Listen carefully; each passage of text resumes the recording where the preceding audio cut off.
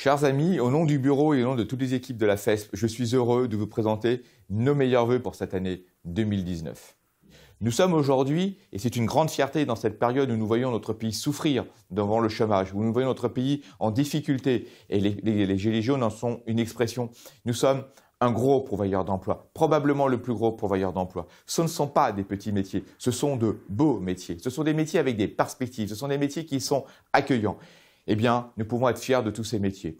Nous pouvons être fiers également des services que nous offrons à nos familles, dans les domaines de la vie quotidienne, de l'entretien de la maison, pour s'occuper de nos enfants, pour s'occuper de nos parents et de nos grands-parents, pour s'occuper en fait de tout ce qui fait notre vie quotidienne. Eh bien, aujourd'hui, nous sommes un acteur de plus en plus reconnu dans cet environnement-là. Et là aussi, c'est une grande source de satisfaction. Le bilan financier de nos entreprises et de notre secteur est éminemment favorable. Nous rapportons financièrement plus d'argent que nous n'en coûtons aux finances publiques. Vous le savez, nous avons travaillé énormément sur la mise en place de la contemporanéité de la réduction et du crédit d'impôt.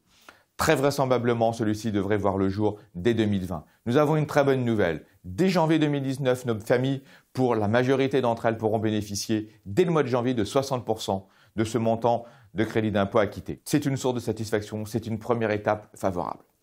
Dans la défense et dans la préservation des intérêts de nos entreprises, dans un débat qui est parfois difficile en termes financiers avec les pouvoirs publics, on peut malgré tout se féliciter d'avoir su préserver l'essentiel sur la problématique du CICE. Concernant la concurrence des plateformes, c'est un vrai sujet. Nous sommes en situation de concurrence déloyale. On ne peut pas travailler sans mandataire, sans prestataire, en tout état de cause avec des règles sociales, fiscales, qui sont, même si elles sont favorables, demeurent malgré tout lourdes, parfois compliquées, face à des gens qui travaillent avec des systèmes d'auto-entrepreneurs où les règles sont sans commune mesure,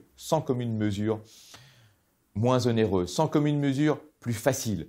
En fait, en réalité, nous devons être extrêmement vigilants quant à l'offre de services, quant aux avantages qui sont consentis aux plateformes, et nous y veillerons. Cette année 2019 va être une année dans la continuité de l'année 2018. Tout d'abord, nous allons devoir être vigilants, comme toujours, comme chaque année, pour rester groupés, unis, pour qu'aucun de nos métiers ne soit sacrifié. À ce stade de la crise avec les Gilets jaunes, le président de la République a annoncé 10 milliards d'euros. C'est une somme considérable, inédite à ce jour dans les finances publiques. Il est absolument essentiel que cet argent ne soit pas prélevé sur les avantages dont bénéficient nos clients. En effet, si cela devait être le cas, il y a fort à parier que le travail noir referait à grands pas son retour dans nos métiers et que nos entreprises et leur croissance s'en trouvent altérées. Nous devons être vigilants sur tous les grands enjeux de notre secteur.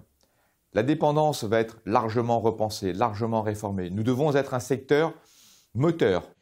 Nous savons qu'il y a débat sur les contrats courts. Ce débat, nous y prenons part, nous y travaillons de façon à ce que nos entreprises, là aussi, ne soient pas lésées. Nous prenons pleinement part sur ce débat essentiel pour la pérennité de nos entreprises, sur une thématique primordiale dans des secteurs à forte intensité de main-d'œuvre comme les nôtres. En conclusion, j'aimerais vous témoigner de la confiance que j'ai dans notre fédération, la confiance que j'ai dans nos entreprises et dans notre travail à tous. Ensemble, et je dis bien ensemble, nous pouvons réaliser de grandes choses. Nous pouvons contribuer au développement de notre secteur et naturellement contribuer au développement de toutes nos entreprises. Je ne doute absolument pas de la réussite de notre travail et des résultats que nous obtiendrons. À tous, une très belle année 2019, encore une fois.